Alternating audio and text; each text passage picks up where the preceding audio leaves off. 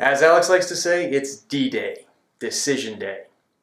And it's also one of the few times I feel justified in bringing this guy out. Welcome to the Final Wager. I'm Keith Williams. This is the replica of the college championship trophy that I have, and now Sam Deutsch of USC has a copy. Congratulations, Sam. Of course, I want to go through and talk about the wagers because it's very rare that we get to see a two-day total point affair, and we have a close game here. And there's a lot of confusion over what Nikki was doing there. I actually don't think it was a bad wager at all, and we'll get into why, even though she didn't wager to cover Sam after he went all in. So I started by writing down the maximum scores that each player could have. Sarah doubles up, she'll have 9,600. Add that to her 22,001. She'll have a total of 31,601. This tells us who is actually in the lead. Nikki with 51.4 has the highest possible score. Sam 39.2, and then Sarah is in third place, but she's still in contention. As you might recall, if you've seen my video about two-day total point affairs, I'm going to just keep milking that for as much as it's worth because it's a fun phrase.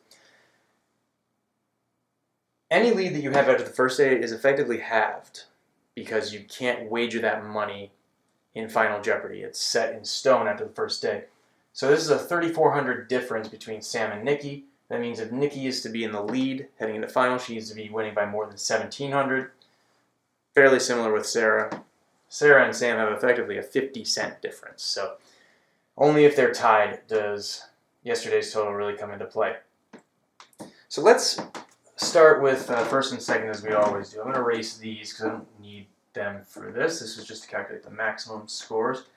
And I'm going to keep those down at the bottom because they're going to be useful.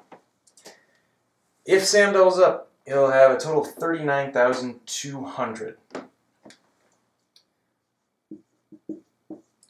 So Nikki, to get to that total, is going to have 20,600 today. And there's a lot of weird math that happens here. So I'm going to do that, and 20,600 means a wager of 42.01, and I'm going to just leave that without the extra dollar here.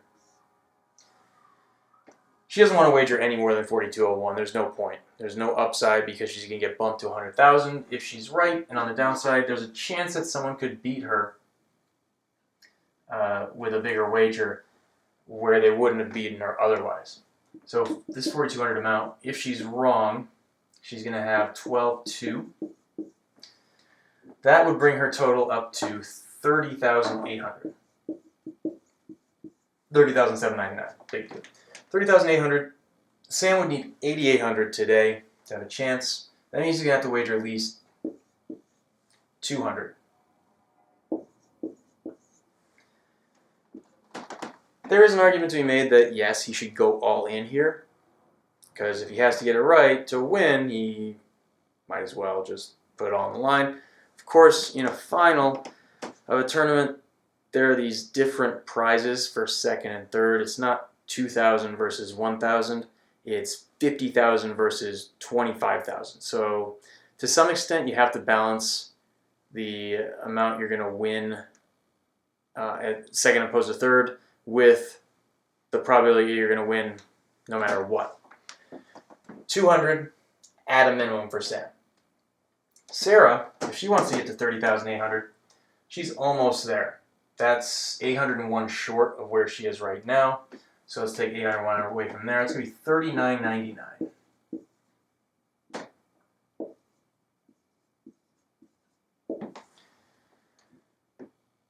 Of course, it doesn't really matter. She might as well go all in. Well, we'll see. We'll see what Sam is going to do here. I'm not going to spend too much time on going all in because, or the difference between second and third, I should say, because I don't think it matters all that much when you're focusing on trying to win the game outright. If Sarah doubles up, she got this 31,601. So for Sam to cover that, he's going to need 96.01 today. So that's going to be a wager of 1,001. Here is where I'm going to have to remember to add this. extra dollar. So I'm going to put a little plus sign there just to remind myself. That's 1,002. Doesn't matter if he's wrong with that, but if Sarah gets that 31,601, Nikki could wager to cover to stay above her. So 31,601 would be a 2-day, that would be a 2-day total. Today her total would have to be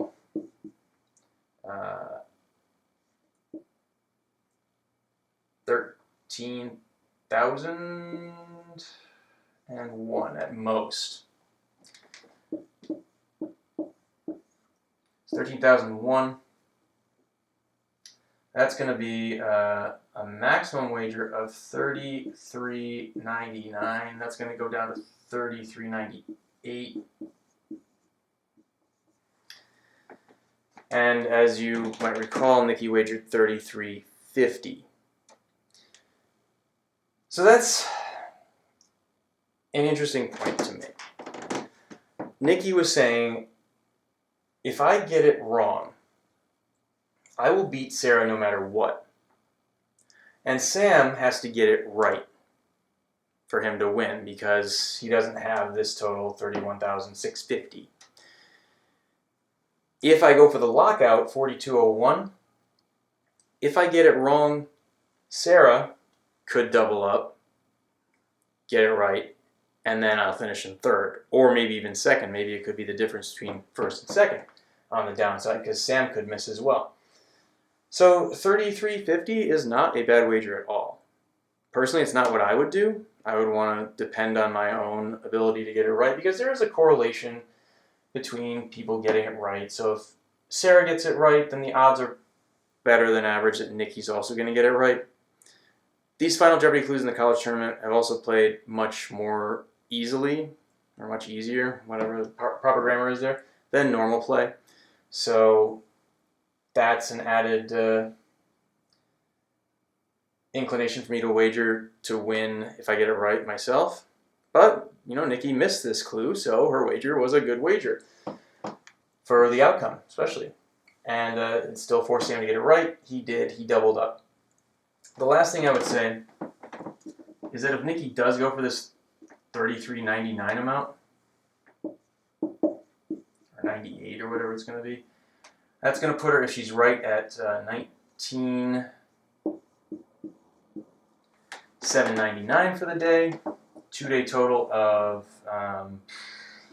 $399, 38, $399. So if I'm Sam, maybe I think about wagering to cover that. So I have to get to 38,400. I know I'm kind of mixing things up a little bit here. That's going to be 16,400 on the day. Yeah, is that right? 38,400. Yes. So 16,400 on the day. That's going to require a wager of 7,800 or 7,799. Let's put it like that. So you'd have to wager at least 7,800. If he's wrong, he's going to be left with 800, 22,800. And then if Sarah wagers 39.99 and misses, she's going to she's going to win by $1 or $2. So a lot of ins, outs, and sideways is here. Another thing I just realized about Nikki's wager is that maybe Sam doesn't wager to cover her on the upside as well. Maybe he just wagers 4,000 or something, and then she would win if they both get it right. So I'm liking that wager more now that I think about it. It's definitely not pink. I put it at a solid orange. But a very exciting tournament, and I'd like to congratulate all the players for just very knowledgeable play, very strategic play, and very, very good wagering. It was a lot of fun to watch, and some very difficult material that you guys had to deal with. So a lot to be said, including for my skills slam dunking it in this little basket here. That's enough for me. We've got regular play back on Monday, and yeah, I miss these guys. We will see you then, right here on the Final Wager.